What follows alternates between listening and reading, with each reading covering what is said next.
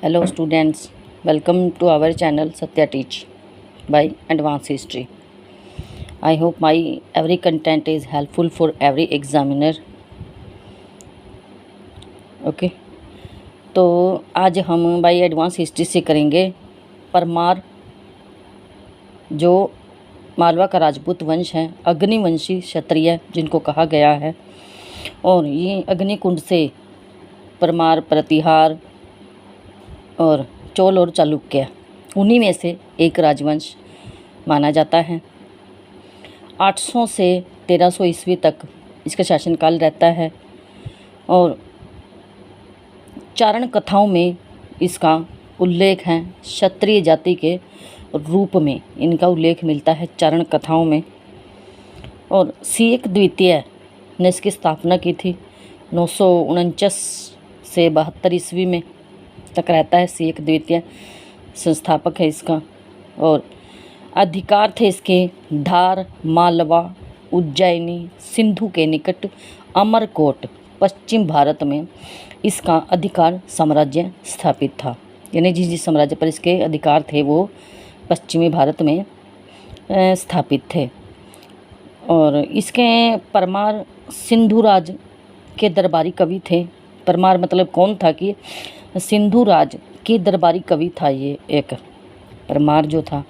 और पद्म गुप्त परिमल ने नव सहसांक कथा में इसका वर्णन किया है कि परमार कौन थे या कहाँ से आए थे। ओके।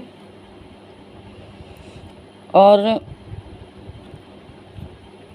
अभिलेखों में कथा है, एक अभिलेखों में कथा है जिसके अनुसार ऋषि वशिष्ठ ने ऋषि विश्वामित्र के विरुद्ध युद्ध में अपनी उसकी एक गाय थी ऋषि वशिष्ठ की, जो ऋषि विश्वामित्र ने चुरा ली थी। और जिसके कारण अपनी गाय को पुनः प्राप्त करने के लिए और उसके विरुद्ध ऋषि विश्वामित्र के विरुद्ध युद्ध में सहायता प्राप्त करने के लिए आबू पर्वत पर एक यक्ष यज्ञ किया था इन्होंने, ऋषि वशिष्ठ ने।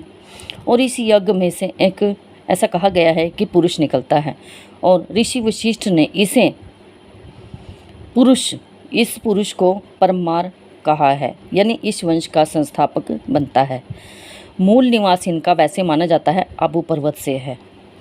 और राष्ट्रकूटों के पतन के बाद सिमुक द्वितीय के नेतृत्व में यह परिवार फलता फूलता है। और दक्षिण राष्ट्रकूटों के उत्तराधिकारी अभिलेखों में ये उत्तराधिकारी थे कि राष्ट्रकूटों के उत्तराधिकारी रहे थे ये जो परमार थे। आबू पर्वत पर पहले चंद्रावती राजधानी बनाते हैं ये। और उसके बाद धार नगरी में अपनी राजधानी इन्होंने नंबर 2 पर बनाई है। इनमें सबसे महत्वपूर्ण इसका भोज परमार था, सबसे महत्वपूर्ण माना जाता है इसके शासनकाल में 1000 से 1055 ईस्वी तक। और सिंधु का पुत्र था ये। ओके। सार्वभौम उपाधि ली थी इसने। धार नामक नगरी बसाई थी और इसके अंदर सरस्वती मंदिर बनवाया था। धार जो राजधानी थी इनकी, विजय स्तंभ भी बनवाया था इसमें सरस्वती मंदिर में।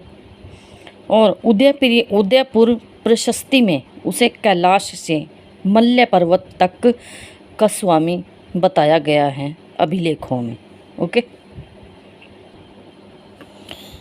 भोज परमार एक कवि प्रिय था, यानी कविताएं बहुत प्रिय थी उसको अपने दरबार में।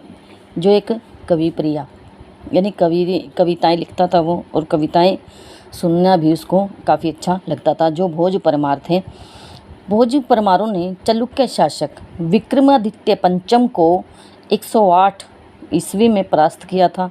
और त्रिपुरी का चेदिश शासक गंगेय देव भी भोज के हाथों पराजित हुआ था। सियक के बाद मुंज आता है। पहले सियक था नंबर 1 पर और नंबर 2 पर मुंज आता है, जो एक वाकपति मुंज के नाम से प्रसिद्ध होता है और गद्दी पर बैठता है। वाक्यपति मुंज के नाम से गद्दी पर बैठता है। उसे अलग अलग नामों से उत्पल राज, श्रीवल्लभ, अमोघ वर्ष के नाम से भी जाना जाता है इतिहास में। मुंज की राजभाषा में बहुत से विद्वान पद्मगुप्त, धनंजय, धनिक, हलायुध, अमित गति जैसे विद्वान उसके दरबार में रहते थे। पद्मगुप्त ने नव सहस्रांक चरित्र लिखी है, पुस्तक है ये एक, और धनंजय ने 10 रूप की रचना की है। धनिक ने 10 रूपावलोक यानी 10 रूप की तो इसने धनंजय ने की है, और धनिक ने की है 10 रूप अवलोक की रचना। मुंज के सागर झील धार में मतलब एक अभिलेख है जो स्तंभ लेख है, उसमें इसने बताया है कि तैलप तृतीया को इसने 7 बार हराया था अपने राज्यकाल के दौरान। और 3 पर आते हैं भोज, 1000 से 1055 ईस्वी। तत्व रचित हैं इसके कुछ, मतलब तत्व प्रकाश इसकी पहली पुस्तक है जो शैवागमन, वृहदा जत्ता मार्तंड धर्मशास्त्र है, इसके अंदर धर्मशास्त्र से संबंधित पुस्तक है ये। आयुर्वेद सर्वस्व ये एक चिकित्सा से संबंधित पुस्तक है। व्यवहार समुच्चय ये भी एक पुस्तक है। शब्दानुशासन ये भी एक पुस्तक है जिसके अंदर व्याकरण के शब्दों की व्याख्या की गई है उस समय के। समरागणा सूत्रधार स्थापत्य कला शास्त्र से संबंधित है, समरागणा सूत्रधार। और सरस्वती कंठाभरण व्याकरण है ये एक, और काव्य शास्त्र है। 8 पर है नाम मलिका, 9 पर है युक्ति कल्पतरु, 10 पर है भोज चंपू, 11 पर है प्राकृतिक व्याकरण, 12 पर है श्रृंगार प्रकाश, 13 पर है श्रृंगार मंजरी। ये काफ़ी इसकी भोज की रचनाएं हैं। दरबार में इसके भास्कर, दामोदर मिश्र और धनपाल आदि विद्वान रहते थे महान। भोपाल के दक्षिण पूर्व में भोज ने 250 वर्ग मील लंबी एक झील का निर्माण करवाया था जिसके भोजसर झील के नाम से जाना जाता है। चित्तौड़ में उसे त्रिभुवन नारायण का मंदिर भी बनवाया था भोज परमार ने। I hope my content is helpful for you. Thanks for watching. Please like, share and subscribe my video.